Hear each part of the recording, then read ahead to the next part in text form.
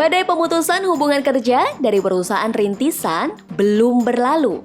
Muasalnya, iklim ekonomi yang dianggap memburuk dan kebutuhan investor mendulang profit.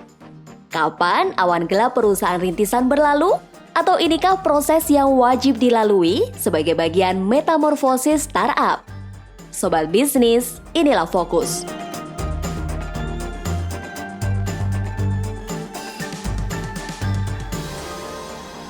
Fenomena tech winter di bisnis startup masih terjadi dan belum ada tanda-tanda mereda.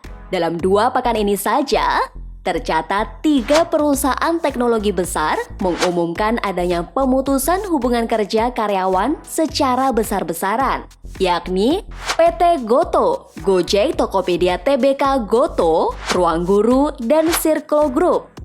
Goto mengumumkan pemangkasan 1.300 pegawai atau sekitar 12% dari total karyawan tetap grup.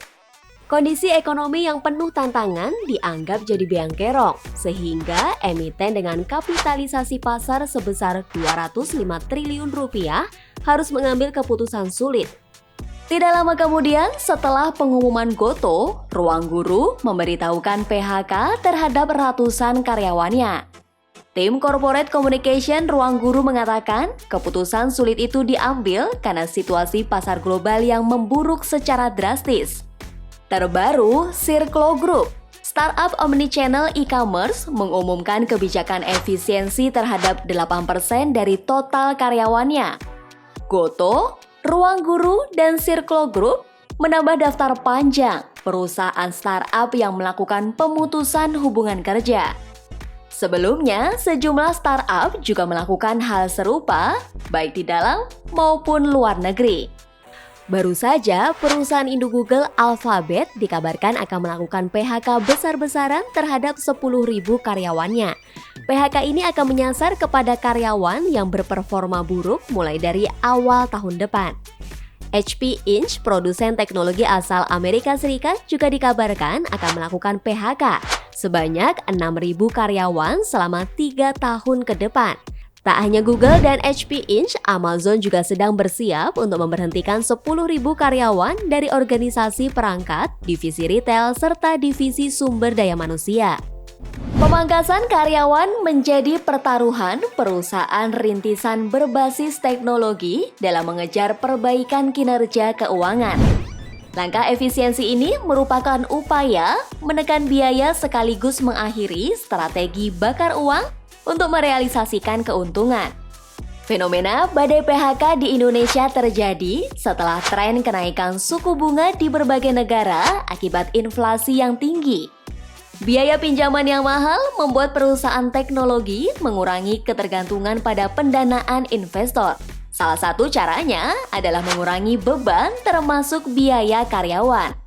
Induk Shopee dan Garena Sea Ltd telah memangkas sekitar 7.000 pekerjaan atau sekitar 10% dari total karyawannya dalam 6 bulan terakhir untuk mengurangi kerugian. Shopee Indonesia ikut memangkas 187 karyawannya.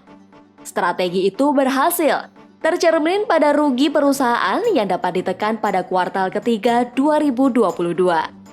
Mengutip Bloomberg, rugi bersih Sea Ltd 569 juta US dollar pada kuartal ketiga 2022.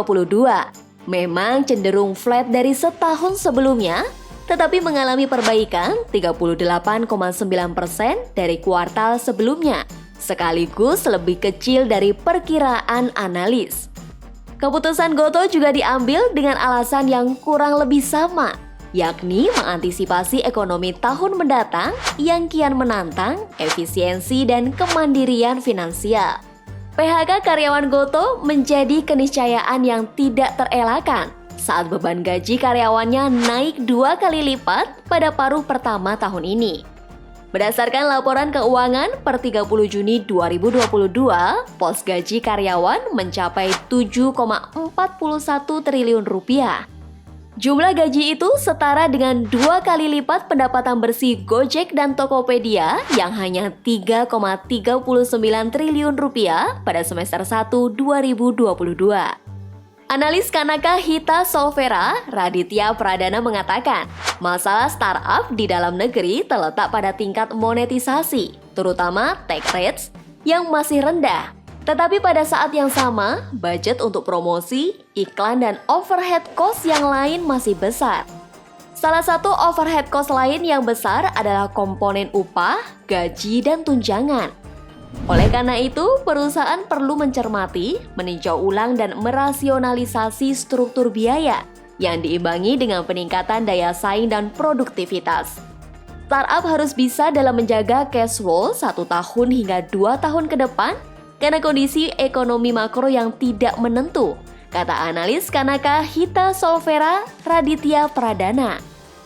Direktur Center of Economic and Law Studies, Bima Yudhistira menyebut, fenomena overstaffing atau perekrutan secara agresif oleh perusahaan startup menjadi salah satu penyebab terjadinya pemutusan hubungan kerja massal.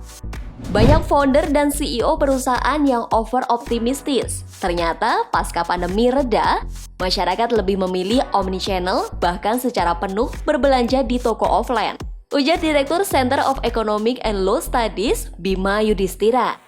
Bima menjelaskan, akibat overstaffing, biaya operasional perusahaan membengkak. Ongkos operasional ini menjadi beban langsung bagi perusahaan teknologi digital. Kendati ada overstaffing, Bima tak menampik. Gelombang PHK yang terjadi saat ini juga didorong tekanan makroekonomi yang cukup berat pasca pandemi. Mulai kenaikan inflasi, tren penyesuaian suku bunga, pelemahan daya beli, risiko geopolitik, dan model bisnis yang berubah signifikan. Anggota Komisi 9 DPR RI Charles Honoris mendorong pemerintah melakukan berbagai upaya untuk mengantisipasi gelombang PHK yang dikhawatirkan akan terus berlanjut. Di sisi lain, Indonesia membutuhkan 9 juta sumber daya manusia di bidang teknologi informasi untuk mendorong percepatan ekonomi digital di tanah air. Dukungan dari pemerintah bisa dalam bentuk bantuan dan juga pelatihan agar pekerja yang terkena PHK bisa siap untuk kembali menghadapi situasi di bursa kerja, kata anggota Komisi 9 DPR RI Charles Honoris.